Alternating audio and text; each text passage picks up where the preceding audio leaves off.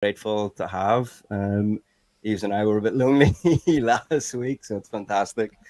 Um, I think the way we wanted to do this, Eves, was you and I take a few minutes just to talk about sort of give an introduction to what PodsDAO is, and then I think that the best way we thought about it is just to kick it to you guys joining, and anyone joining on the YouTube or whatever else who might have questions, and then we can all field them or all talk about them. So, why don't we do that, Eves?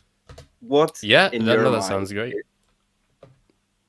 Cool, cool. What in your mind is PodsDAO, Eves? Um, what is PodsDAO? Good question. I keep going back to this like term that I've just made up, and I'm just coining it. I'm just taking that. It's a network of networks. I don't know why I've been drawn to that. For some reason, I just kind of like Like that. that kind of idea. And yeah, we're essentially a group of people organizing together or coordinating, as people call it in the crypto sphere.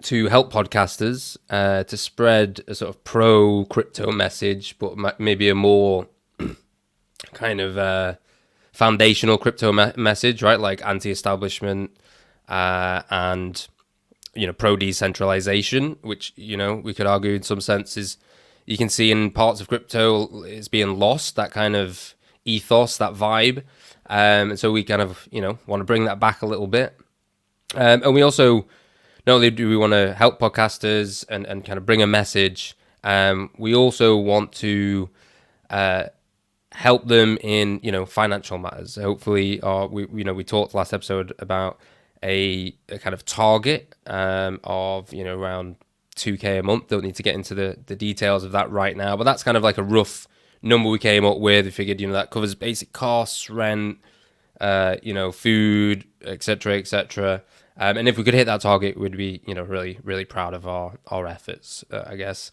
But yeah, that's I guess PodDAO is a place for us to coordinate, facilitate and provide for things that podcasters need, and spread a pro decentralization and anti-establishment crypto message. So yeah, what about Lovely. you? I'm not going to even attempt to do better than that. That was beautiful. I think I just say for folks maybe listening now or listening later, like sort of why you guys, like why did you come up with this? Like just give a little bit of background on just Eves and I guess. For now is we're podcasters ourselves. And sort of haven't been around for long, so we kind of um have been through the trials and tribulations of what it takes to just get off the ground being a podcaster. Um, and it's just you spend a lot of time, put a lot of work in, building your little business, your little pod or whatever. And it takes a lot of. I mean, some of the other guys here with us now are also podcasters, and it takes time, it takes energy, it takes money. Um, and it's just the sort of thing that you'd think could just make life a little bit easier if you do it in a collective way, help each other out here, there, with this, that, or the other. um and also, like, I think we stressed this a lot, Eves, in our sort of call last week, and it's everyone wants to do this and move away from their job, don't they? Like most people out there hate their job, or and are passionate about what they do when they podcast. Do you know what I mean? It's usually a theme that they love. They love talking, communicating, conversating. John, I know you love that. We all do. So if we could do this, if we could make this our passion and make this our livelihood, like that's all what we want, isn't it? So I think we've got these big dreams, make this decentralized, anti-establishment message, but we also want to keep our feet on the ground, help out podcasters in key ways, and get them some money so they can move away from their job. And we've set a target of next year for that. So we need to figure out how to do that. Let's kick it to the team, the DAO. We're grateful to have everyone here. Some joining us Clinomenic and Eureka Johns here. Obviously, we have a few folks here just listening in. Guys, what do you think? Let's kick it to Clinomenic. Like, this is just an open forum for questions, for thoughts. I mean, it's not me and Eves running the damn thing. Like, it's decentralized. So this is just all of us now, just like mind melding, thinking, building this together. What are you thinking, Clinomenic? Is there? Let me ask this specific question. Why do you think there's no PodsDAO out there? You're in this world, the PodsDAO and Lobby 3 and Journo DAO. Why do you think this hasn't been done before, and why do you think it's needed?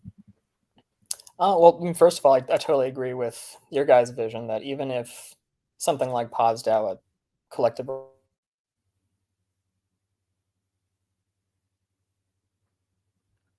did we get? Did we lose Clinomenic? I think we lost Clinomenic. Frozen. Oh, he's back. He's come. Yeah, you're back now. He's back. Yeah, you're back. You're good. I mean, I agree with what you guys are saying, that even if a coalition like this makes it easier for individual or teams making podcasts, makes their lives a bit easier, makes this business process a bit easier, lets them source guests or outsource certain like production aspects or steps in the process. If it just makes it a little bit easier, I think that alone would be worth it.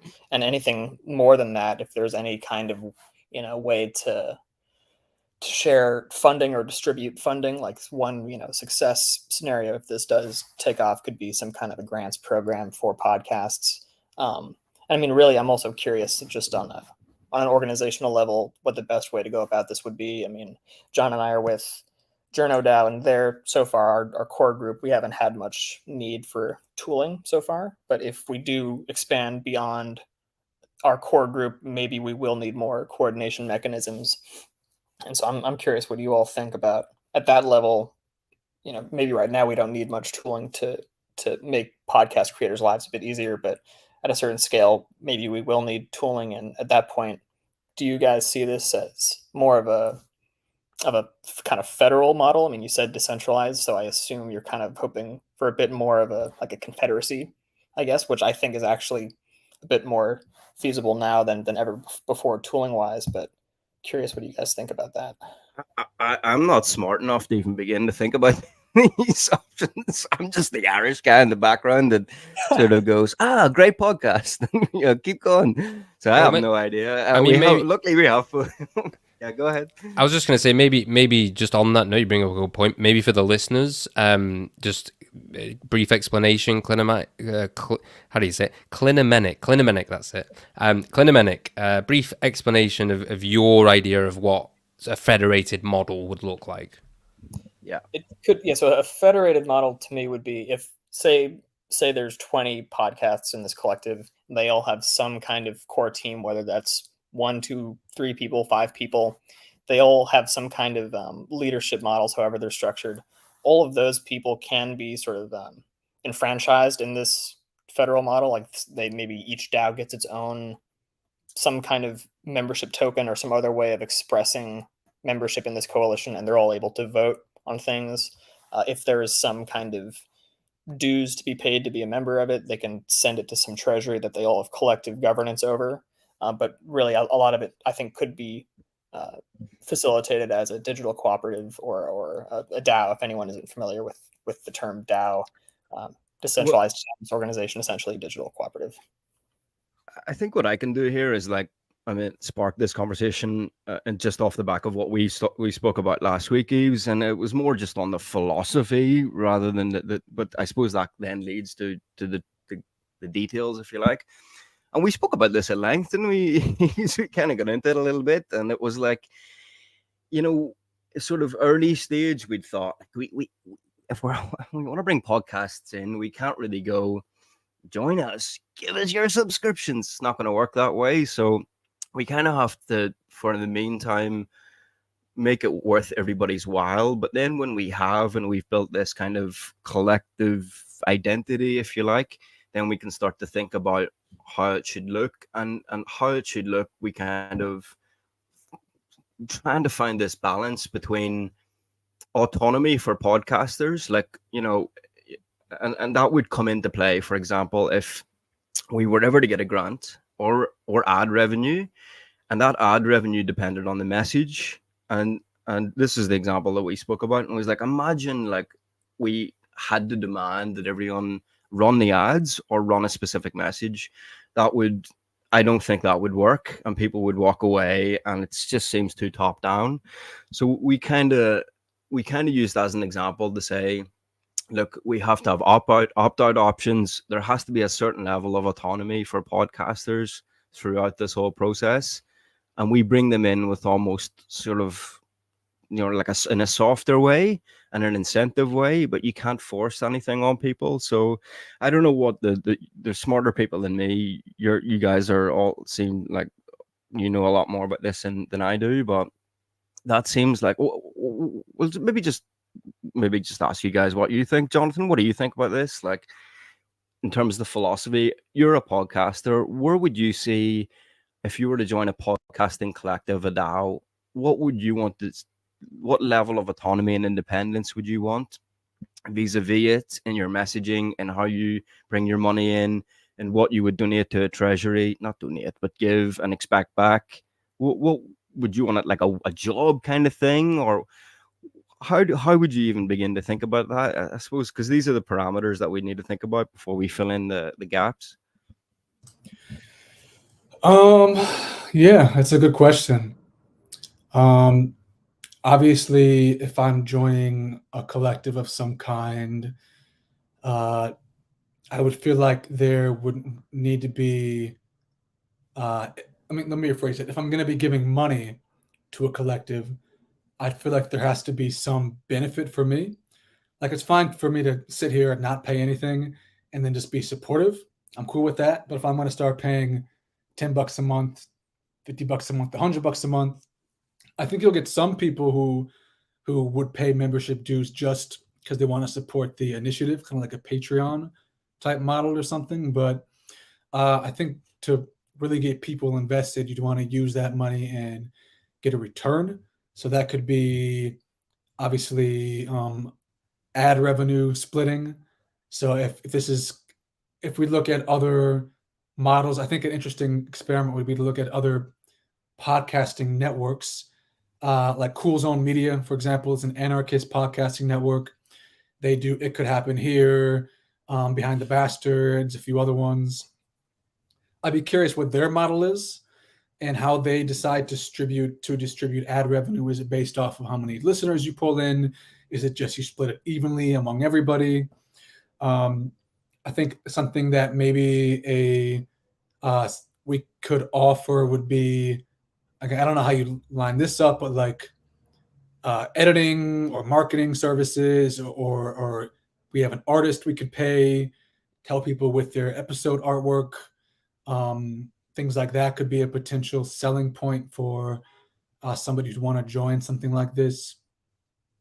And I think the Rolodex is also sort of an important sell. Like, anybody who's been on any other podcasts that are in the network, theoretically, you could connect any other member to that podcast. And when you have like 100 podcasts in a network, that's an extremely large Rolodex of potential guests and contacts that you could leverage as a DAO member. So I don't know. I think there are a few different ways that we could approach making this something where people would feel incentivized to donate their time and donate their money as well.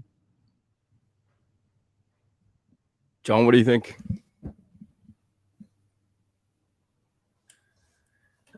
Well, what was the question? Like, what do you think this could look like? Yeah, I suppose, like, maybe delving the longer term, going back to Clinimenic's question, like, and the philosophy of podcaster autonomy within a collective. How would you see the interactions there in terms of, if there's money coming into the DAO, like, when we're all sort of, we've built it in a way, that we leverage each other, there's messages going out, sort of, say for ad revenues coming in, can be split amongst everyone, kind of thing. Like, what are the ways you sort of think about that? How do you incentivize people? like, do we need a token early on, late on? How would you run governance in this kind of a thing? I know that's a very broad question, I mean, but you're asking the take it wrong wherever way you guy want. about protocol and governance. Like, I'm Planet all X, the about guy the for this, is vibe, he? you know, like, and that's how You're like AV me. Guild started at Bankless DAO. It was just like a few of us meeting at the same time every single week who were interested in audio visual topics and just totally nerding out about it. We didn't care about the money or sponsorship or anything like that. There was no protocol set in place or rails. We just met up and then just like tossed around ideas, helped give each other tips on, like, you know, I don't know, certain technical things and aspects. And we had this idea to create a podcast hatchery, and then, you know, to bring everybody through that. We set up this like educational pathway, almost gamified, how to become a podcaster, and we even incorporated like NFTs and POAPs into it. Never actually like put it into practice, but it was really cool to like sit around and nerd out and design this stuff with these people every week. And I mean, total mental masturbation, but you know, it was fun. And over time, like, all of our skills just collectively started to grow. And from there, I mean, it's not like we had income coming in, but I was working at a propane hose plant. And then, you know, over time, I started getting better and better at this stuff. Now I'm making a living off of doing work for various podcasts. I've let my own slide to the wayside, but you know, it's possible and it can happen. And it happened through like a guild or a collective, what you're talking about, but not necessarily through like direct, like interjection, monetary interjection. Yeah. So I'll give away the floor here for a second. I'll kick it to Clinic next. Yeah, well, yeah. With people listening, probably thinking, "Now you guys getting way ahead of yourselves," and there is a bit of strategic thinking. Like, this is partly why we're here, to think what's next down the line and how to build this into DAO and these dynamics. But there is, of course, and rather Mercurial, who's listening in, has told us this week, you know, focus on building culture, messages, everything John just said. Like, help each other find ways that day to day podcasters and other contributors are going to find this useful to interact with each other and you know, share and learn and you know, and if there's a podcaster that needs something and a contributor that can offer it, and there's a bit of a money exchange or whatever, then it's also some regular income for folks. Everything that a podcaster needs, you know, if we can facilitate and in that in cool ways, that in the meantime is kind of how we build. And then alongside it, we can think about these larger strategic questions. Let's kick it back to Glenn a minute. You're the smart ass that knows all of this stuff, man. So you know all this stuff. I don't have a clue. What do you think? Like, are we hitting along the right lines, or is there other things to think about? I mean, I actually totally agree with Eureka John's point about starting out informally and just making sure that everyone is like benefiting from associating with one another and enjoying it, and is like looks forward to this association. I think one of the things I've slowly been learning throughout all this DAO stuff is that it's really easy to over-engineer stuff on the front end and then just overwhelm people and like put the cart before the horse with all this tooling and infrastructure before there even is much of a value to be had in being associated with all these people. So I mean, I'd say you guys, it seems to be off to a good start as far as I can tell, and that people here are all have common interests. We're all, you know, we have enough of a overlap in beliefs. We seem to like each other enough to keep showing up and associating with one another. Yeah. So I think I would say don't overcomplicate it with tooling until there's a well-defined need for it. And if that means we don't need a token to start or any kind of governance or tooling or anything like that to start, then I think that just makes it easier, you know? Well, I think that one. Yeah, go ahead. Man. Oh, I was just going to say, I think I've, in some sense, a middle ground. I mean, it sort of relates to what Eureka John said and Clinimatic and Jonathan. I think an idea we floated around recently was kind of the idea of not mainly focusing on this, but at least having it as an idea that we think about as a DAO. That, you know, the act of, if we can find mechanisms, for example, I don't know how familiar you guys are with like Noster, It's a social media, or it's a sort of like messaging protocol, and it's being used as this like Twitter alternative, but it's much more than that. The point is, they have this feature called Zaps, and what that does is it uses the Bitcoin Lightning Network in order to send micropayments, very fast, effectively, efficiently. And so if you imagine like you've got your Twitter app client up, and you see a tweet you like, next to the sort of like button, the little heart symbol, there'll be a little lightning bolt. You hit that, it opens up your wallet, put the amount of sats you want to send, the amount of Bitcoin, hit send, it's done. Super fast, super easy, super simple. So if we're kind of thinking back to Clinamenic's point, I'll get there eventually.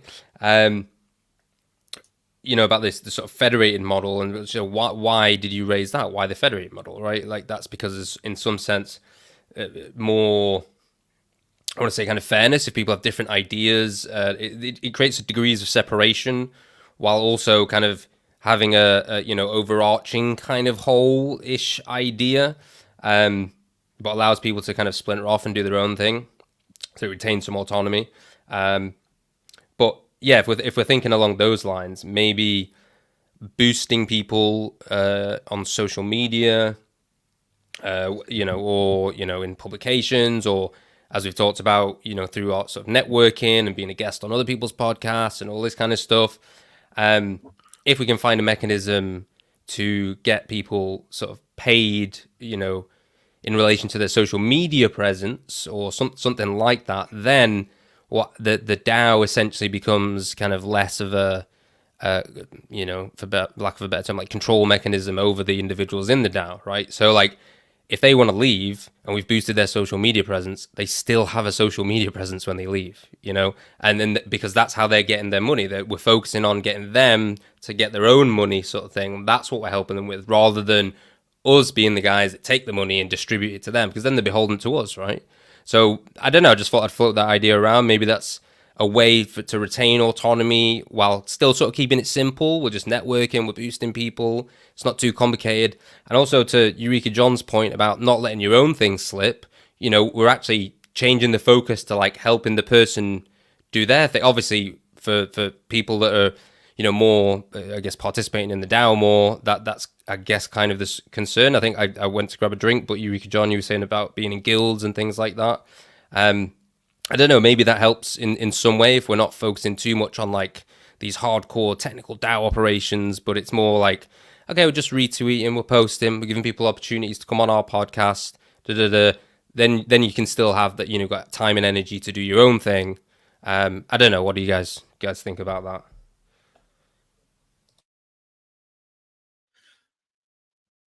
Yeah, it's an interesting question. I think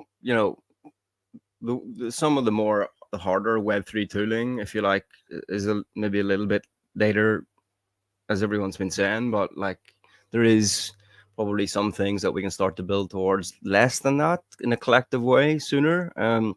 So if you think about it, like what can we do now?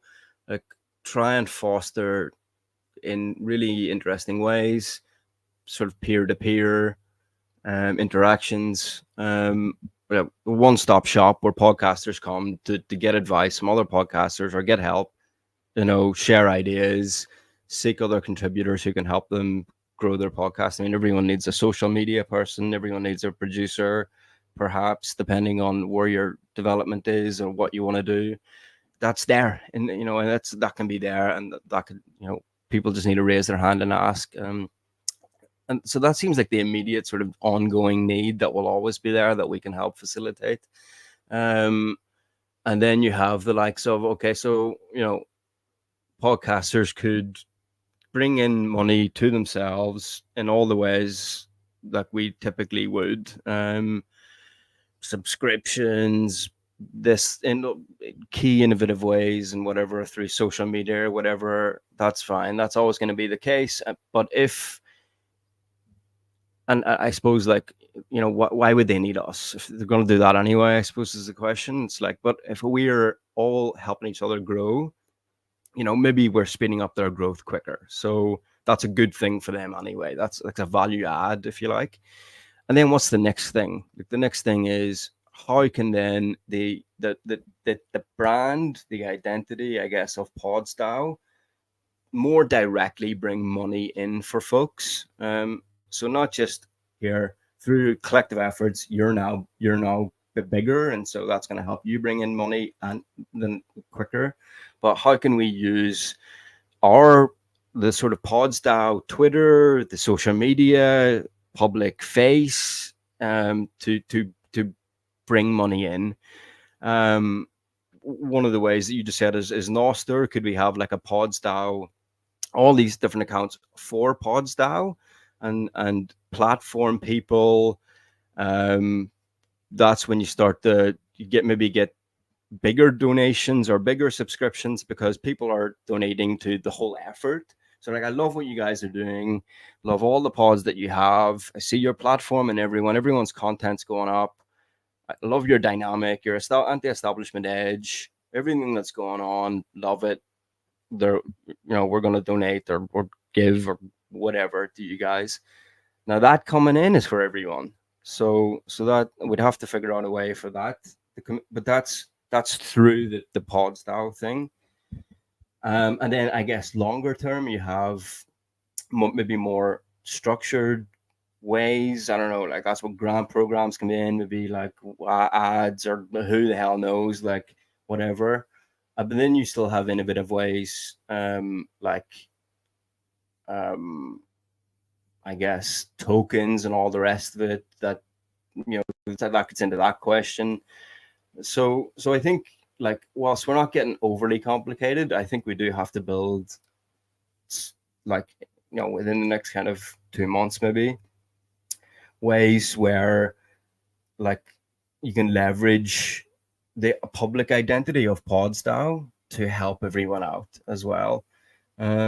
Because, if I know for myself, if I was to see PodsDAO, and should I contribute to this and it's going to go to everyone, or just pick off little podcast? Maybe I just give to the whole thing, and then the DAO can work it out to give to the whole effort that's going to build up everyone even more. So I don't know. I'm just speaking out loud here, but does anyone think that's there's more to add there? Like, is there any other ways that you could do it? I mean, we've also spoke about Eves, like the PodsDAO pod itself, like this every 2 weeks. Like, how can we leverage that to platform people, to get noticed, to put the good word out, to bring in resources as well, and so that's an interesting thing as well.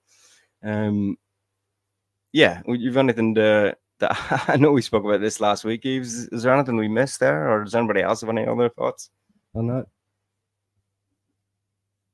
No, I don't necessarily think there's anything we've missed. I mean, we did cover kind of we've talked about how there are many technical aspects, and I agree kind of on the points of not over-engineering things. You can sort of get as complicated as you like, I suppose. Especially when you start bringing tokens and things, and you got all this token engineering, and there's a bunch of ways that you want to incentivize people, and do they get return now or later? Do the early investors get the cake, or does everyone equal across time? There's a bunch of different ways you can do all these things. Weight votes, right? There's different voting mechanisms. I mean, you can go pretty mad with it. But I think, I think we're, as far as like the direction we're heading, I think we're on quite a good track. And I kind of agree with like what most people have said here, is just sort of like keep it simple, like focus on some maybe like core things, and just work that out first. I enjoy talking about the kind of further reaching implications as well, and it's nice to like brainstorm and put your head in the clouds a little bit, and but no, absolutely agree. I just thought I'd ask Pudding, if you can hear us. We do have a guest sort of in the waiting room. Just wondering if Pudding would like to join. Just raise your hand if we can see it. If you want to join, that's awesome. We'll add you in. How's it going, Pudding? Hey everybody, how's it going? How's it going, buddy? This is my co-host on Crypto Dark Pod, everyone. Yeah, I don't know how much you were listening in there, Pudding. Yeah, I've we caught, could get up caught over the our 10 skis. minutes. Like I caught maybe about the last 10 minutes I've heard. Just talking about where money comes from. And I think I missed the technicalities of how it would be tricky with DAO or how deep you want to go. I kind of agree with this. Keep it simple at first mentality. So let me ask, and anyone can jump in here. Keeping it simple and not getting way ahead of our skis, I guess. Like the main thing is maybe we can do now is think about ways we can in the DAO help each other and build community. So from anyone's experience, what do you, is there any ideas on what we could do to, apart from this call every maybe week or two where we get together and talk shit together and have fun? Can I jump in real quick before I gotta go? Yes. Yeah. Oh yeah, go ahead. Yeah. I mentioned this in the chat, but I've noticed some people in the DAOs that I'm in and that I do podcasts with, they're writing articles on Paragraph and Mirror, including Spencer here, Clinomenic. And I really enjoy getting the little NFT that accompanies Paragraph and Mirror articles. It's, I don't know, to me, it's kind of special. And yeah, and a lot of my friends are writing really good stuff. I'm not, but you know, like maybe I will someday. But that's like a really cool way to like encourage. We're obviously not going to be able to quit our day job off of writing on Paragraph and Mirror, but I mean, who knows? Maybe one day. And it's a great way to put out your work. Maybe do a transcript of an episode you may have recorded with a guest, like the interview, and put it up on Mirror, and then offer it as an NFT for people to buy. So. You know, and to keep it Web3 too. So just a couple of suggestions right there, just to kind of keep the stoke going. That can also, like I was saying before about Nostr, right? You could do they have the exact same thing. There's sort of people have made kind of like blog clients for, you know, front ends for it, and you just zap them. And I guess the same. How I'm not too sure how Mirror works. Is that like? Yeah, it's about the same concept as Nostr, except Mirror's on the Ethereum ecosystem and Nostr's on the Bitcoin ecosystem, but they're very, very similar. Okay. Yeah, I'd love those ideas. And again, it sort of like, you know, relates to this idea of like, yeah. Thanks, John. Relates to the idea of like empowering the individual. Alongside the DAO, it's not just like we empower the DAO. It's like we have to simultaneously balance our, you know, our trajectories, our energy, on both sides. We got to like constantly balance that. You know, that seems like a kind of healthy way to look at it. I suppose we don't get too carried away with, you know, things being centralized in the DAO and not actually giving people autonomy. We don't want that kind of like. You know, it can slip away from you, right? There's all these kind of like social dynamics and things and politics, internal politics, and like before you know it, you know, it's turned into something completely. It's become its own monster. Yeah, I mean, you were not in there, Clinomenic. Do you have? I guess, and you have some experience with this. You know what I'm talking about? Yeah, and I mean, one of the other things when you're asking John before about, you know, kind of simple ways to get started with this without over-engineering stuff. You guys have already suggested like co-marketing stuff, tweeting when one of the podcasts in the network releases a new episode or has some kind of event or writes some kind of, you know, supplementary content or something. I feel like that's something that seems relatively lightweight, just, you know, retweeting stuff or reposting stuff that like creators in your network have done.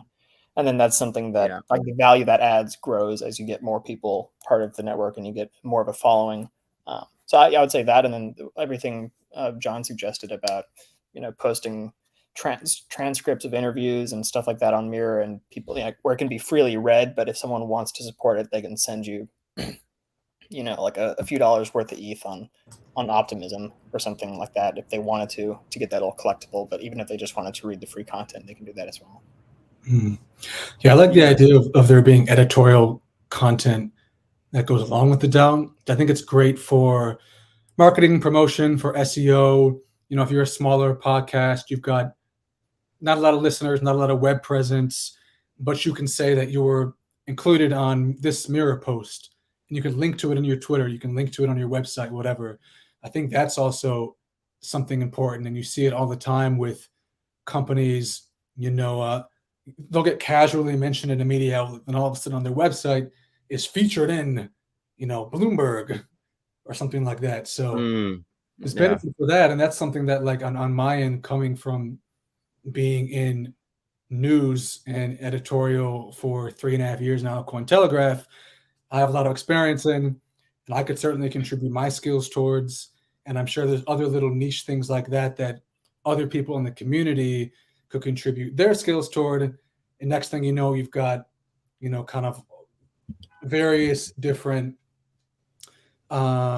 ways of uplifting all the various podcasts in the network.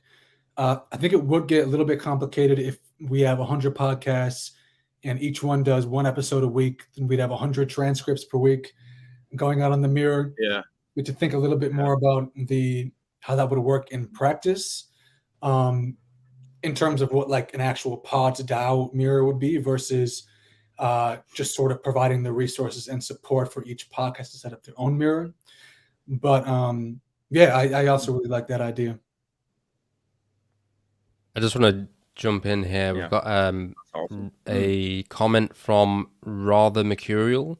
So I'm just going to pop that up on screen. And Rather Mercurial says, I always like to circle back to what can we only do collectively that we can't do individually, then focus on those things. I just thought that was a good little addition.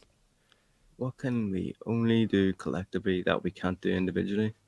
So as podcasters, like, what, if I'm reading this right, if anybody else is, I don't know if I understand it fully, but is it sort of, as podcasters or everyone involved in this DAO, what could we do? What is the reason for the DAO and the PodsDAO pod or the Twitter or public face? What could we do that as a podcaster or contributor to a podcast not do? So what's the added benefit? Is that exactly? Yeah. So what's why? Well, like, I guess back to that sort of like fundamental questions, like, why DAO? You know what I mean? Like, why does it need to be a DAO? Like, what are we? Yeah, exactly. What are we offering that someone couldn't do themselves? And I think that's a fair question. But the point in asking the question is to think about, like, what should we be doing, and we should focus on those things maybe, because we don't want to, like, waste our energy or efforts in helping people with things that they can essentially do themselves, or that maybe they can get to 80% completion, like things that are easier for them, or things that they can't do without a collective. And what would that be? And I think go ahead, Yves. No, I was just going to say, kind of what you've always talked about, Alex, is like this idea of network effects, right? That at least, on the first glance, like that's like an obvious kind of benefit, because we're talking about, we're sort of building the DAO's social media presence, and we can use that as a platform, right? So being in the DAO, we're going to help you by using what the DAO has, essentially, what kind of platform and reach that the DAO has. So and then on top of that, education, networking, like, obviously, like, you can't network by yourself, I suppose. Like, it's like hive mind. It's just hive mind. Together, you can, like, I always feel like, is that you can learn from where other people have fucked up. That'd be my biggest question is like, what was the biggest mistakes each of you made starting your podcast? Because we could at least fast forward a lot of these newbies coming in into, like, all right, well, collectively, we all kind of agree, don't do this, don't do that. But this is collectively agreed upon, that we all say this part is, and so you can kind of via hive mind fast forward new people's journeys into this podcast realm. Well, me and myself and Alex talked exactly about that, didn't we? We said, like, maybe it's smart to have, like, a tier system, some kind of way to label or categorize people and where they're at, instead of, like, trying to help them. It also relates to this, like, why we help them with certain things when we could be focused on things that only collectives can help with.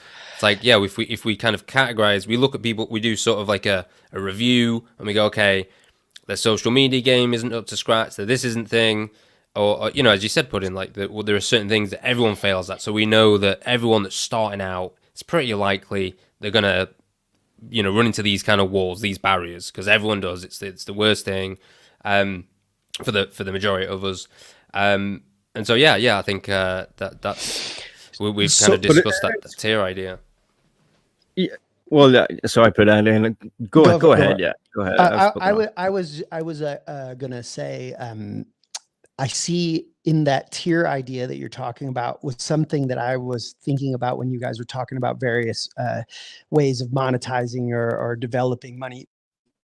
If you took the tier idea that you had, and something that I was thinking about is like, well, what if you're a brand new beginner podcaster and you're joining, perhaps you're the actual first time you join, if you're not like an established podcaster and you're interested in learning because you want to start a podcast, maybe it's just something super affordable just to like jump in. Like, it's like to just jump in is like, I want to be a podcaster tier is $5, and you come in and you're going to be able to, you're going to be able to ask questions.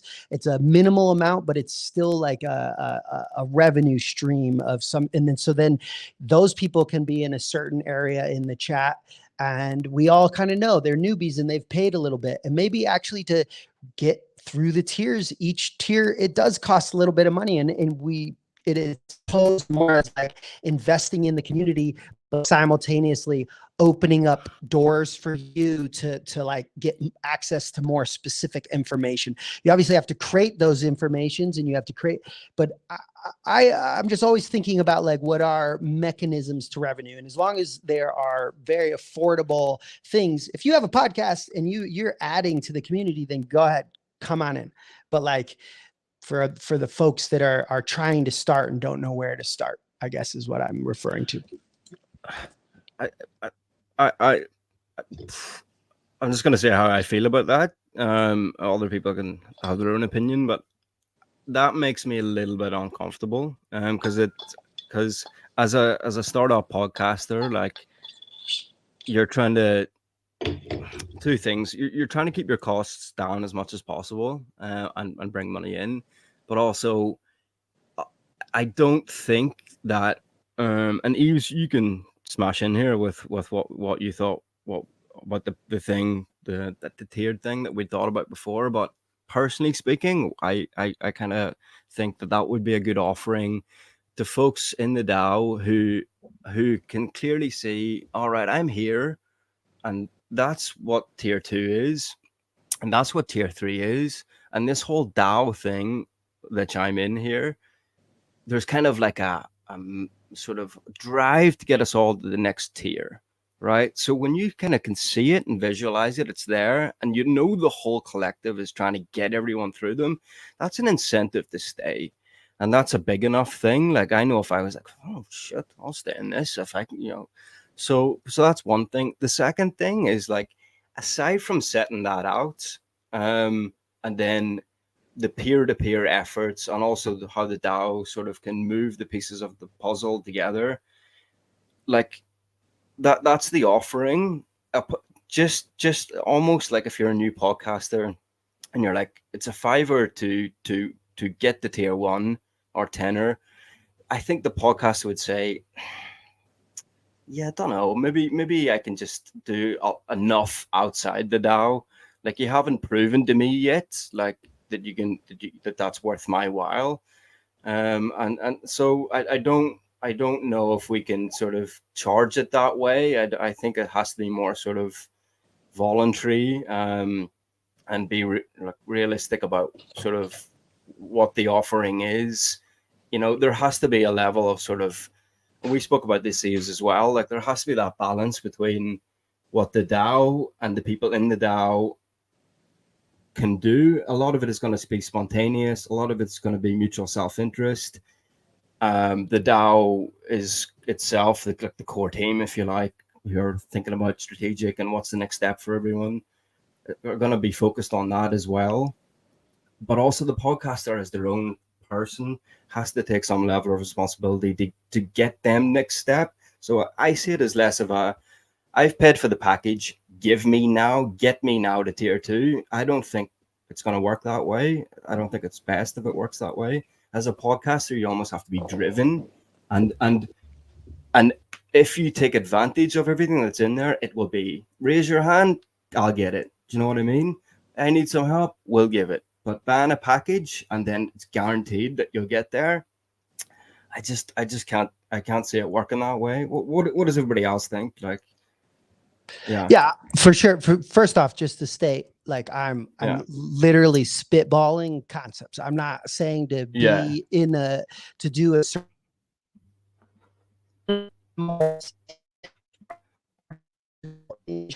like, we've lost Pudding with me.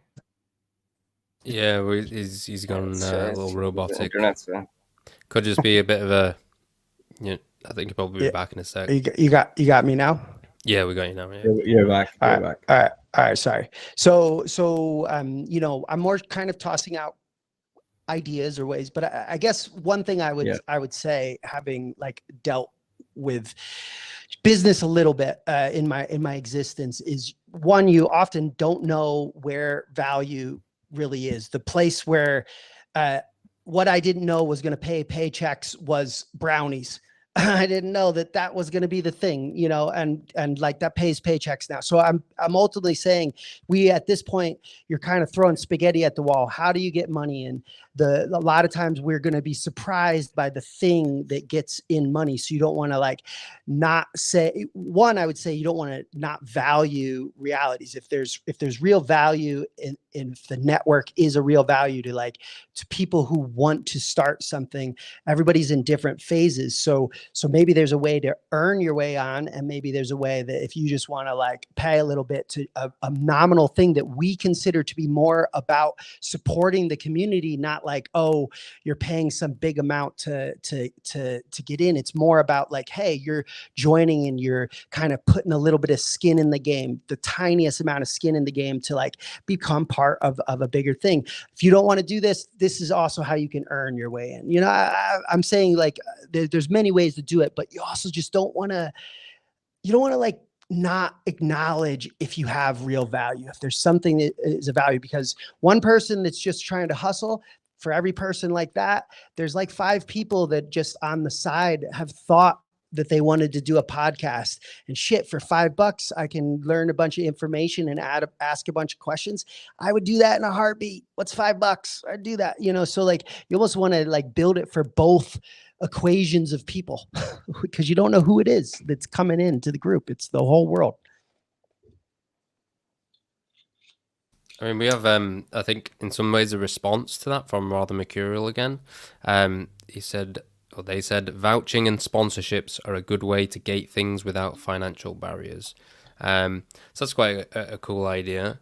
I mean, you could also do it as just kind of pay what you want to pay, kind of donation model, in the same way that I think, was it Louis C.K. back in the day was like really popular for doing that because he sold like way more of his comedy special DVDs because he was like one of the first like really famous entertainers in the comedy sphere to like put his stuff and just say pay what you want to pay, and he ended up making like way more than he would have made. So you can have it like that, like you donate what you want to donate. There's no like barrier to entry. It's just, but if you want to pay something to get in, then that's fine. But I do like the point, that you made about kind of like we shouldn't not acknowledge the value. I'll be right back, guys. Oh, no worries. Yeah, we shouldn't not acknowledge the value. That's I think that's a good point. It doesn't mean that we have to like make people to pay to get in, but I do think you have a valid point at the same time, right? Like it's like, yeah, I guess it would provide something of value, and then if we're like, in some sense, if you want to call it being too, I don't know, pure, I guess, and missing out, like we're not capturing any value back, and we're starving ourselves. That kind of idea. But obviously, again, that could be done on other levels. It doesn't have to be a gate for, it doesn't have to be done on the gate. It's not like it doesn't have to be a toll bridge kind of idea. You pay to get in. But I do like that you brought up the idea that we have to kind of be aware of the fact of what we're actually offering people, and are we just giving up too much for free? There's a thing here in Guatemala called the reverse taquilla, and it's when you you come into the show for free, and you actually, the door to pay is on the way out, and a couple key questions are asked. Did you enjoy the show? Like, how much would you like to give the artists that you saw? Like, so you could kind of have like every tier is completely free to enter into it, but to go to the next tier, you just get asked the question, how was it? Was there value in your first tier experience? Do you have any suggestions for us? Would you like to donate anything towards it, or our suggested donation to move to the next tier is this? I'm not saying to do this. I'm just kind of tossing around ideas. We're all talking about, we want to be able to live not working our asses off, so I'm just kind of more talking about ideas of like revenue streams, potential possible revenue streams. I mean, there's all sorts of, I mean, if we're talking about like there being certain knowledge sets, for just, let's use this kind of example of tier 1, 2, and 3. So 1, just starting out, you need to get your bearings, you need to, whatever it is, know how to use a mic, you set up a camera, you either need to know how to use those things and set them up, or you need to acquire them. That would be, for example, tier 1 or level 1. Level 2, maybe been doing it 6 months, got a certain amount of episodes or videos or appearances on other people's podcasts out the way, you're somewhat experienced. And then level 3 is, I guess, you're, however much social media presence and however many views per episode, and maybe you're monetized. So if you could imagine that as the kind of tier system, I think that people do on, I guess, a lot of creators, especially like YouTube kind of creators, I'm sure you've all seen them, like it starts to do your head in after a while. You've seen the courses that they offer, right? It's knowledge courses. Learn my 5 steps to come join the university, come join the academy, all this kind of stuff. So I'm not saying that necessarily go down that route, but if we're thinking in terms of this tier 1 or level 1, level 2, level 3, maybe there could be a course, right? A level 1 course, level 2 course, level 3 course, and that can just sit there in the background. People want to pay for it, they pay for it. If they don't, they don't. That could even be a donation model again. It doesn't even have to be like this is gated, because then the question comes up with, well, what knowledge are you giving for free, right? So there is this, like, if there's this thing to try and get some money in, and that's through courses or like knowledge gating, then that sort of begs the question, right? Like what knowledge are we giving up for free? Then we have to give something up for free, but then are we like paranoid about, we can't give them too much information because that's in the course, and but I don't know. Obviously, there are ways around that. You can have we have a very high standard of knowledge that we give to each tier for free. There's no one's trying to get any money off you. At each stage along, you can donate at any time. But there is, I don't know, some kind of pro course. You know what I mean? Like the nuances of like cinematography and lighting, and if you really want to do the Rembrandt lighting, and the stuff that like sort of like higher up, how do you studio design, that kind of stuff. Maybe you could make people pay for that stuff, because we're not like gating any of the knowledge that they actually need to either make a living, or MVP, like the minimum viable product kind of thing. We don't have to gate any of that. We could do a sort of higher tier kind of thing. I don't know, just an idea. The question I have on this is like, are you end up turning the DAO into a business where its members pay rather than almost like a more visionary political project, or business that the outside pays for content, and also like sort of, I don't know, I just from doing this for a year, like I don't know if the knowledge of being a podcaster, a growing podcaster, isn't something that I can just get off the internet. It's almost the doing stuff that you need. Like, I need someone to run my social media this week or this month, and I'm going to pay a little bit for them to do it. I need a producer to do this for me. So it's less on the knowledge base, and maybe more on the shit. I need people to do stuff for me, or like a skill set to do stuff. And then like, do we have that in the DAO? Like, I think we do. Like, and then is it a question of does the DAO employ contributors to then, if it's Pudding's idea, sort of we pay them to be a part of this course. So when you buy the course, like the DAO, the employee has to go off and I think it works better if it's more like, again, it's the autonomy versus the collective thing. Like, I don't think anyone necessarily wants to be too tied to the DAO. They'll have other stuff, other DAOs they're involved in. Don't know if they want to be tied down to any specific course. They might just have their own market rate. There's a podcaster lifts his hand, I need a social media this week. This is the stage I'm at, and that contributor there goes, yeah, I've got it. Or the DAO can come in and go, sort of, here's 3 options for you. Like, if so-and-so's raised their hand but cancels next week, here's 2 other options that we know do a good job. Here's their work. Here's their, here's options for you. And if the podcaster goes like, well, I can't pay that. That's too much. You have 3 options, first of all, now. So it's a coordination problem solved. And then also, like, if you've one contributor, one social media person, one podcaster who's like, I can't pay your market rate, dude. We can go, well, does anybody else need a social media guy? Like, and then 2 other podcasters might go, yep. And then you can kind of go, well, how about Mr. Social Media Guy? Like, it's not enough work for you to pursue this, but if it's 3 people needing you and it all adds up, would you do it then? Like, that's an income for a week there, all 3 people at once.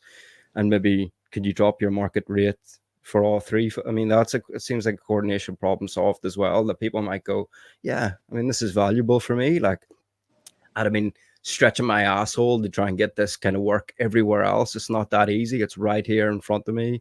You guys need it. Ongoing relationships, blah, blah, blah. I just think that's more likely to just in the way contributors work in the DAO world, more likely and more sustainable. And what is it? I mean, what do you like, Clinometic? Jonathan, what do you think? Jonathan, you have your podcast, Clinometic. You're in and around DAOs, media DAOs. Like, how do you think people work? How do you think this is likely the interaction between podcasters who need to grow and the help that they need? What's the best model? Is it Pudding's model? Is it something else? What do you? Yeah. I mean, one thing that I think is relevant here is what LexDAO is starting to experiment with, and that they have an annual membership dues. I think it's a few $100s, and then you get listed on their directory of Web3 native lawyers, and that's actually like a solid networking opportunity there.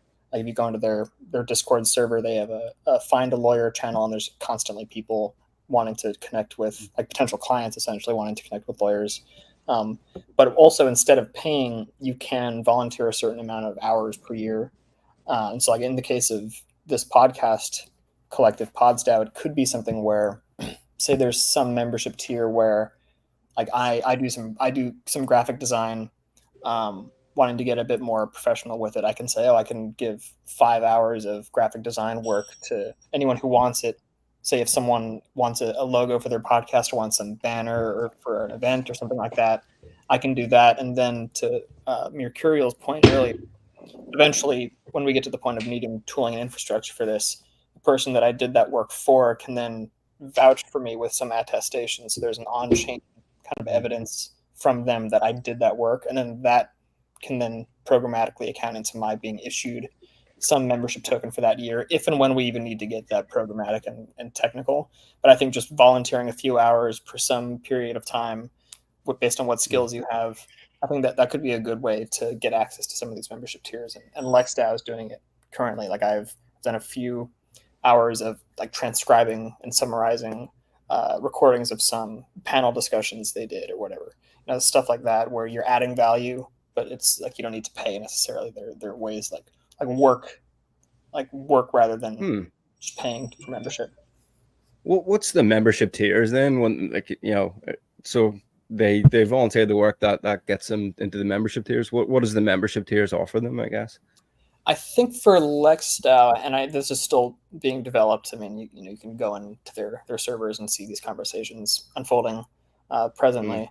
But right now, I think it's $300 a year or 15 hours of work per year, and then you get added to their directory, which just means that you can connect with clients in their network and in their server. And I think, like, in that particular case, because like Web3 native legal counsel is still really young, like they're kind of a major hub for that kind of expertise. So in that case, if you connect with one client, then your membership's more than paid itself off. As for podcasts, I think we would need to find some other kind of value add there, whether it's getting more like co-marketing opportunities or being able to tap into a few skilled, like, outsourcing graphic design work, or some like video editing, graphics, or something like that, rather than needing to bring in some in-house graphic designer. I think, like, there can be ways to save costs and make things more efficient for podcast producers there. But that's my understanding of what LexDAO is up to right now, and it's still in flux. You've really knocked me off my seat, buddy, Pooney. I hadn't thought about this angle at all. Eves, maybe we'd missed something here. Like, this is really, like, I'm having to really shake about in my seat and think about this again, because I'd always sort of assumed that, like, the more people we get in, more podcasters, network effects, content going out, the sort of barstool sports model, like, just eyeballs on content equals holy shit, people are going to pay you. I think that's still probably a pretty good idea right now for the start, right? Like, we're almost maybe talking a year from now. Like, once you got to develop all this stuff, right? So, like, right now it's like open doors, bring the ideas. We're, more people, more eyes, more, but I think we're kind of talking future, and I'm not being firm that I need a tier system. It was more just an idea, just an offshoot idea. But right now, I think you can't charge. What are we charging for? For sit and look at us talking about what we're going to charge for? No, Jonathan, what do you think about all this? Good. No. I mean, Jonathan's. I've been waiting to hear what Jonathan wants to say. I don't know. This is the first DAO I've really been a part of, especially from, like, the very ground level. So I don't know that I have a lot of necessarily experience and expertise in terms of how to structure a DAO. The stuff I have more experience with is obviously, like, building an editorial structure for if we want to put out articles, things like that. And then obviously being a podcaster, and I guess I have the understanding of how Cointelegraph does things with our sort of very small network of podcasters. But as far as the question of, like, how to structure this and how people should be paying and what we should be charging for and not, I'm not really sure. I agree with what Rather Mercurial said, which is this idea that, like, you can pretty much find all the information that you need to be successful at marketing, SEO, graphic design, editing, video. It's all free online, right? If you know where to look. Part of the skill is knowing where to look. So I certainly think we could combine all of our expertises into putting together some sort of master documents or tutorials or something. But the all that information you can find anywhere. And I watch Gary Vee videos, and he talks about this sometimes. Like, he'll give you all the information for free because he knows that no one's going to go do it, because it takes an incredible amount of effort. So if people are going to be paying for anything other than just membership dues, I think that should go toward relieving them of some burden of some kind relating to their time or effort or whatever the case could be. And I don't really know how that would look, and that's probably way too early at this point to Pudding's point. But Yeah, I don't know if that. I mean, just to jump It's a on quick- the sort of people can find things anywhere. I absolutely agree. But also what came to mind as you said that was I've heard this idea. I can't remember, it's some video on YouTube somewhere, and it was about charging for courses and education. And maybe this doesn't work because it's kind of in the digital realm. But this person was saying, like, when I put on a free event, people kind of come and they go and they're not really paying attention and they're on their phones. And he goes, but if I just charge $50, like, not gonna break the bank, not too much. He's like, people come with clipboards, and obviously he's like dramatizing it to make the point, right? It's not exactly that simple.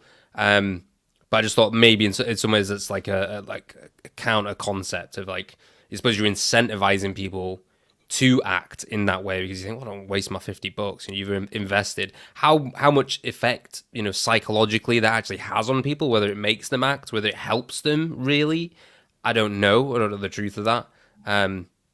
But yeah, I just thought I'd add that to what you said, Jonathan. Not that I actually think we should charge. I'm just saying in the realm of ideas, like that's sort of like a counter idea. Yeah, I mean, there are other, like, you could look at a model where you have a contribution you pay yearly or monthly or whatever to be a part of the DAO, and then there are courses with professionals. You bring a professional video editor in who's worked on these big podcasts, and we charge $50, and if you're a member, you get 25% off or something like that. That's another idea. And then you give, I don't know, whatever percentage. If the person wants a fee, you give them a percentage of the fee. The rest goes to the treasury, and that gets distributed through whatever the DAO wants to do in terms of paying for graphic design services or running ads or whatever the case may be. So that's another potential model there. Just quickly, and I think I was pass to Alex because he wanted to say something before.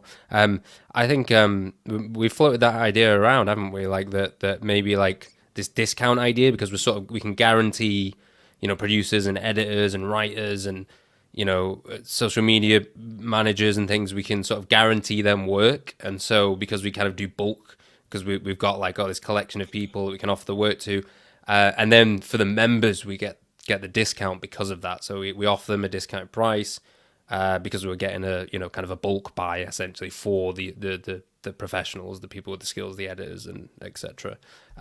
Also, there was an idea about maybe like a website with maybe has a dashboard. So we talked about writing articles and things. Maybe a website is an easy, straightforward, straight to the point. You kind of have a website and you can have a basic blog just to start with, and then people can sort of tip to that, and it's not too complex. Anyone who whoever wants to write, we get writers, or maybe this kind of idea of like I don't know how we do this. Is more of a technical thing. Probably take a bit of work, but you could essentially like do some very basic level tracking on the kind of viewership or the listenership of the people in the DAO, if they would like to be like included in the statistics. And then that's kind of something we can show, this is sort of like to the treasury and then distributed amongst the community kind of idea. But if we had a metric, right, that you can say, hey guys, hey Uni DAO, if you sponsor us, our collective has like an agreement, rather than you just like directing it at individual podcasts, trying to get your advertisements, on screen or, in people's ears. You pass the advert to us, everyone in the thing. If you consent, you don't have to have, display the advert, but then you don't get maybe included in the metric. But yeah, essentially they pass the advert to us and we pass that down to the DAO, if that makes sense. And that's in some way, everyone can kind of join into that. It doesn't matter necessarily what your individual viewership or listenership is.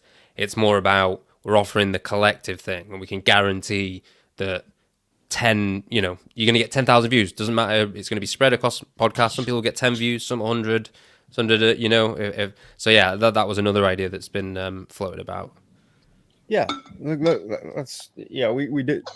I love because we just kind of brainstormed on that. We didn't even, we didn't know the viability of how it would work. But I'd love to just get your guys' opinion on this, like, because you know, like in terms of monetizing sort of content or whatever, like people get their podcast episodes sponsored, whatever, or YouTube videos are sponsored or whatever.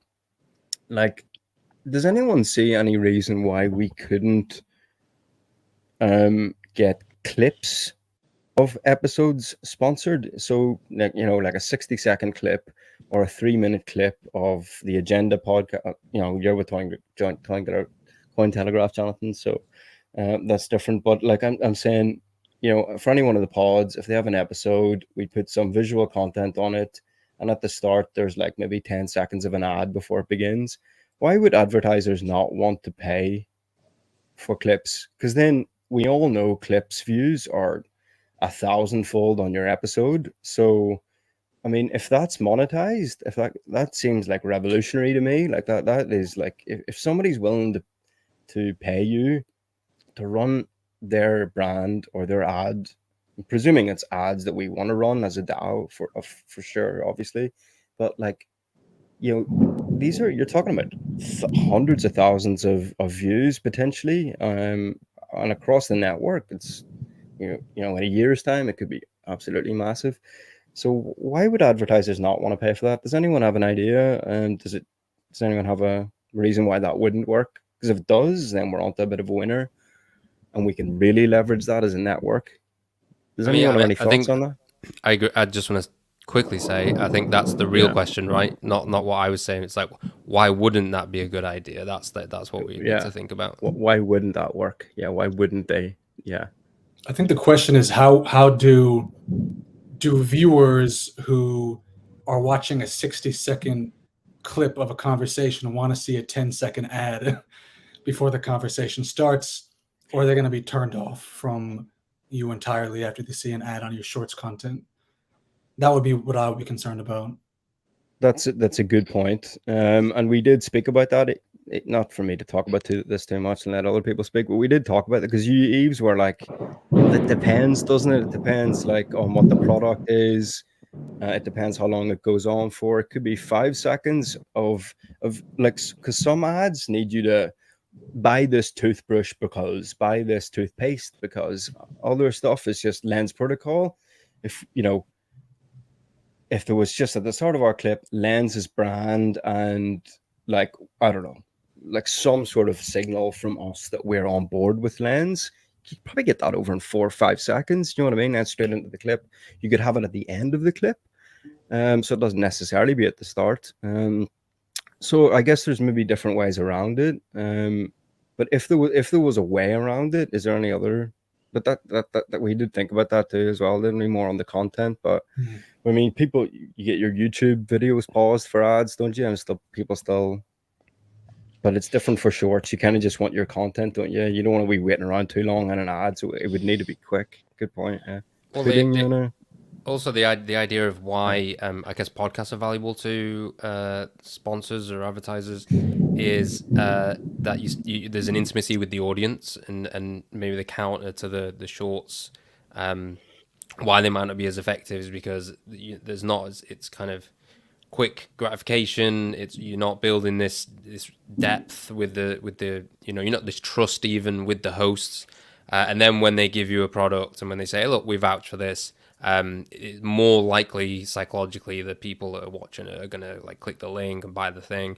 I don't know how true that is. I've not done a deep dive on that idea, but I have heard it be said that that's why long form is extremely valuable, just because you spent a lot of time. Like, imagine, for example, just think about it in terms of time. Like, if you watch 6 episodes of a podcast and they're all an hour each minimum, right? That's 6 hours you spent with this other person, and then you compare that to like IRL, like maybe you're like with someone at work for 6 hours a day, or like in the week, how much time do you actually spend with like other people, like sat down just one-to-one talking or listening to what they're saying? But Eve, for prolonged periods. So yeah. do you remember we spoke about this though? We were like, it's and I can't remember why we answered it this way, but we were like, in terms of the trust thing, it's still the same podcasters on the clip. Do you know what I mean? So that presuming if you need that trust as a listener, you're probably and you're maybe a regular listener of the podcast, so the trust is already there. Do you know what I mean? And you're just catching their clip where their faces are on it anyway.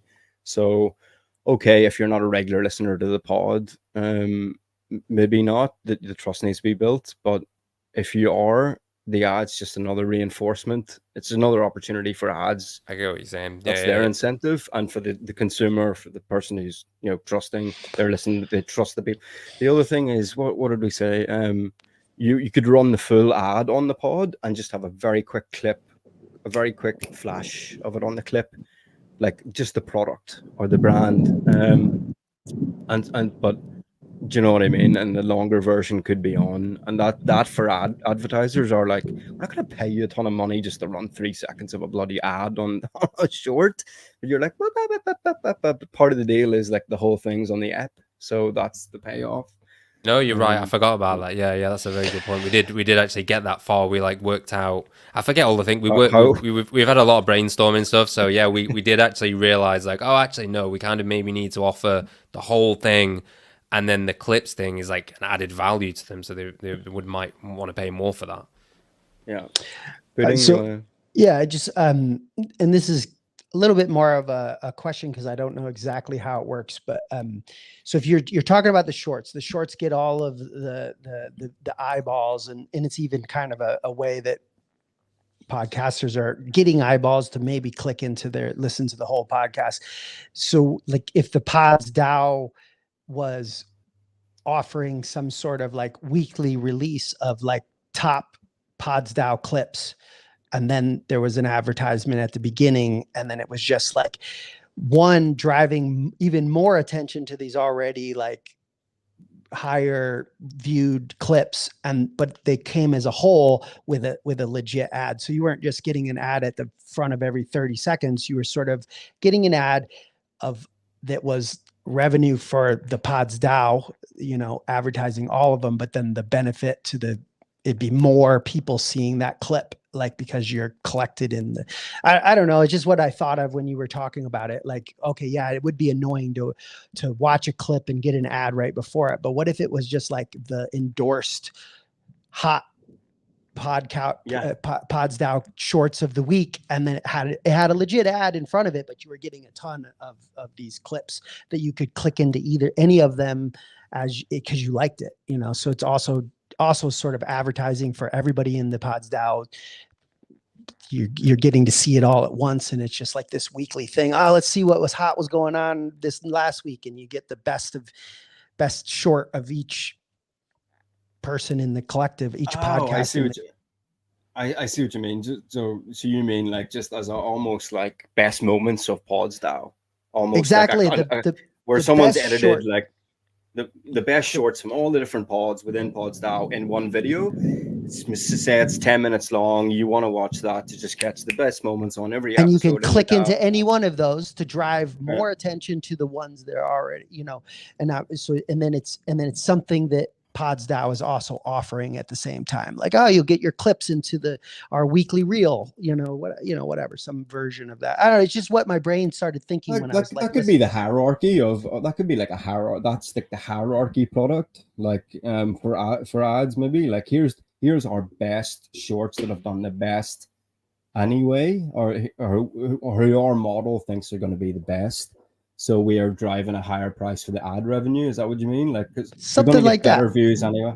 That could be the high end product, yeah. But why stop there? Do you know what I mean? If like what I mean is like even now, right? Crypto dark pods clips can get up to 10,000 across different platforms, right? If it's a good clip, and that's we're small, dude. Like who the fuck's crypto dark? Do you know what I mean? So right. So like what I'm saying is like. If we arrive here in a year, we've 100 podcasts.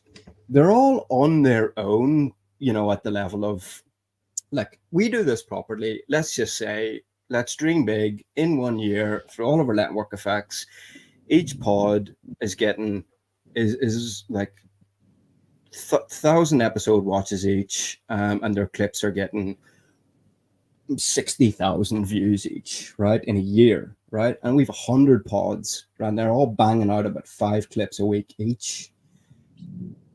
I can't even do the numbers on what the accumulated views are just across the whole thing. That's not even PodsDAO itself. That's just PodsDAO promoting all the clips from all the selected pods, and the value is that it's assuming the PodsDAO Twitter, which is bashing out the clips, has a massive following as well.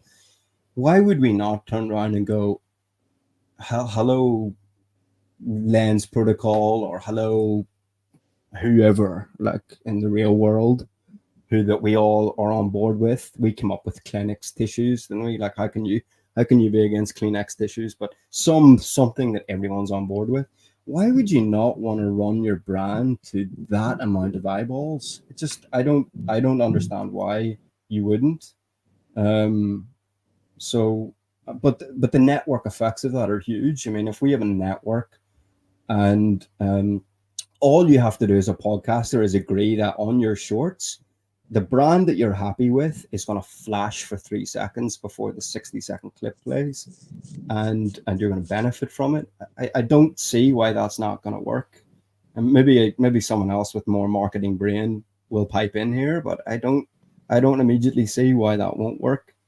And it's only really come along as an idea because suddenly podcasters are moving from just audio episodes into visual clips.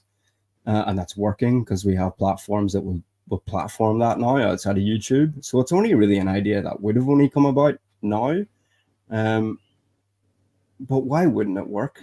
I feel like it's just something that's gonna be the case, and we're almost sitting here ready to build a PodsDAO to meet that. Do you know what I mean? Does anyone else? Am I in the clouds here? Like I'm just fucking fairy tale land. Like what's this guy talking about? Like, does anybody else see that and go, nah?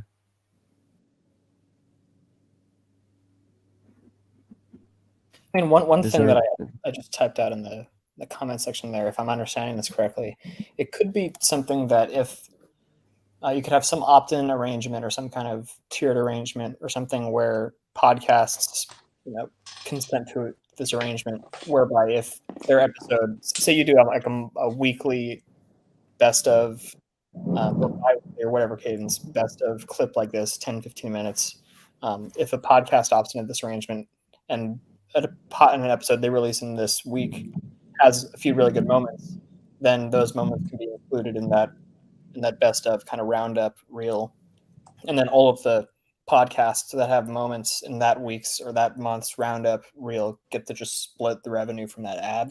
And I think an arrangement like that could be interesting. I'm not sure how best to facilitate it though. But is that limiting your ad revenue only to that one video, that one clip? Oh, it could be in addition to other arrangements for the. I didn't mean to say that instead of like just only that, okay. But like one that could be one part of this arrangement.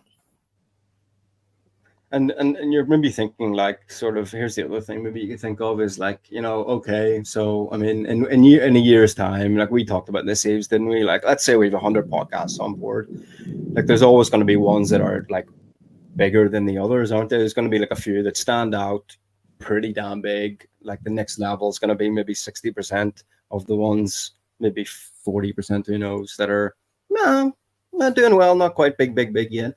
And then the smaller fish at the bottom. But in a way, like this works if one of the big ones shares the clips of one of the small fish. So an advertiser could go, I'm not going to pay you for a clip from one of your smaller little podcasts that are getting, maybe they'll get like 3,000 views. Like, why would I run an ad on that? Or 200 views. Why would I do that? Then we can turn around and go, oh, no. We actually have a model internal to the DAO where the bigger fish this week will promote one of the smaller fish's clips. So that will get more views. And that's good for everyone. That's good anyway, because the big fish is promoting the smaller fish. It's a collective effort, but it's also saying to the advertiser, you can't run the risk that this clip won't get a lot of views, because we're saying we have an operation and a model that uses each other's content and platform and audience to launder each other's content and get views on it and grow. That's how we grow together. So we can almost leverage that as a model to where they don't come off and pick off every clip and give us a lower amount. We're saying, here up front is the model. You don't know the views. Don't even think about predicting it. Just know that it's going to be massive, because here's what we could do. Then you're in a really strong position to demand kind of bigger numbers. Do you know what I mean?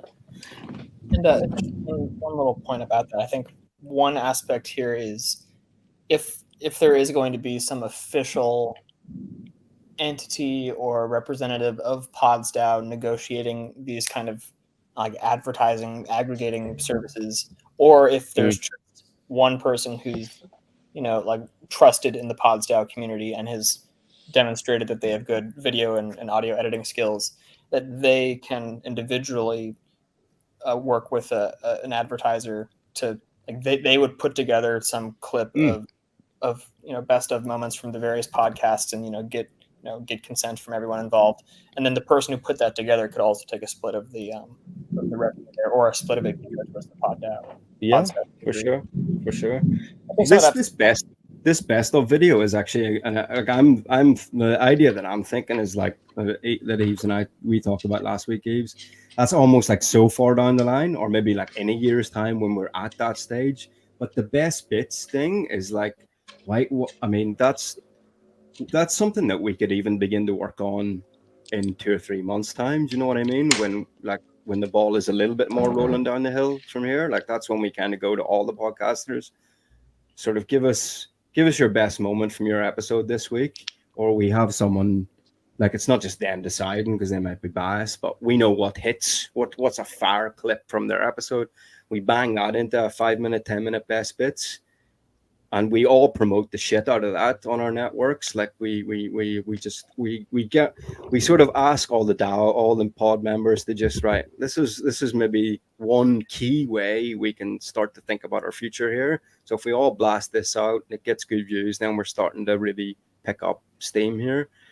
And then that's when you can start to pick off. That's when you can start to, at least, here's a core product that we have to the outside world for maybe an advertiser or someone in the Web3 space who wants to go, right, like Lens or something. I don't know. I keep saying Lens, but it could be anyone, right? Here you go, right? Slap Cult DAO even, who knows? Slap our brand on it.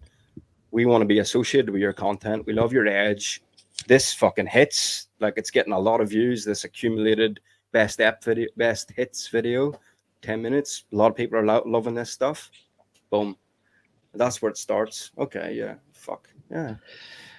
So like I do have to get going here in just a second. And I kind of want to just jump on that idea that Alex was bringing up. Whose mic? Is that my mic? Are you hearing me okay? Do you hear me okay? Yeah, we're going. Okay. Is anybody else here? Like I don't hear. I thought you were saying my mic wasn't working. So I refer to this as the 2080. It's great to like talk about all of these great big things, but some of these are like huge 80% problems that you like, that are important, and not even problems, but ideas. And those are kind of these bigger picture year-long things, but it's this low hanging fruit, this 20% that like start chipping away at those easiest things. Okay. Clips of the week, voice clips of the week, video clips of the week, just the easy things. Oh, okay. Whether it's the mirror or the other one that was mentioned, I happen to be pretty deep into this one blockchain called Hive, which is social media and casting. There's all of these type of things. I mean, we should throw it all against the wall, and all those things that are easy, like just reposting, creating a PodsDAO name in these various Web3 social media realities, and start just posting the posts. Maybe there's no attention at first, but it's just slowly, it's like building the reputation in all these various places. But all of those things are what I consider like 20%. They're pretty easy things. Somebody does have to do them, but it's not like massive amounts of work. It's a lot of cut, copy, paste, send.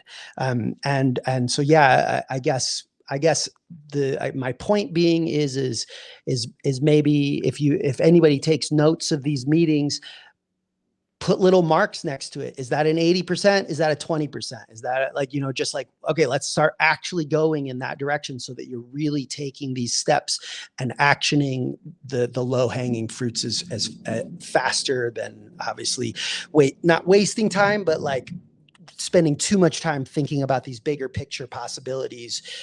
Just grab what you can grab when you can grab it. Yeah, sorry, I hate to drop that and just bounce, but I kind of have to, I kind of have to just keep moving in my world. I cut out this time right now, but I really appreciate meeting everybody and look forward to doing this again. I don't know if this is going to be happening every week, but thanks a lot, guys, and nice to meet everybody. Yeah, thanks for coming. Nice to meet you too. I was just saying that maybe we're going to call it in, unless anyone's got like a point they really want to get out and, to the audience, we can still continue the discussion off air if everyone is cool with that, or if anyone has, anything they really want to talk about. But yeah, I would think we'll probably call it around now if everyone's happy with that, unless there's anything you want to say. Cool. I think Alex is having audio issues, so I don't know if he can hear us or not. But yeah, okay. I'm gonna just check my phone, and if he's not screaming for help and saying I want to say a point, then I'll probably end it here. Let's have a look. Speakers went. Okay, right. Yeah, he says he needs to go as well. All right. Well, yeah. Thanks everyone for coming. This has been really fun and interesting conversation. Yeah, everyone knows what to do. Like, subscribe, comment. We're on Twitter, YouTube. Follow our channels. There'll be more to come. More discussions like this. And who knows what we'll do in another episode. Maybe we'll talk a little bit for 10 minutes, have some segments or something, do a segment about some current event, anything large that happened, and then we can go into DAO stuff. But yeah, again, thanks for coming, guys, and we'll see you on the next episode. Thank you. Peace. Take care.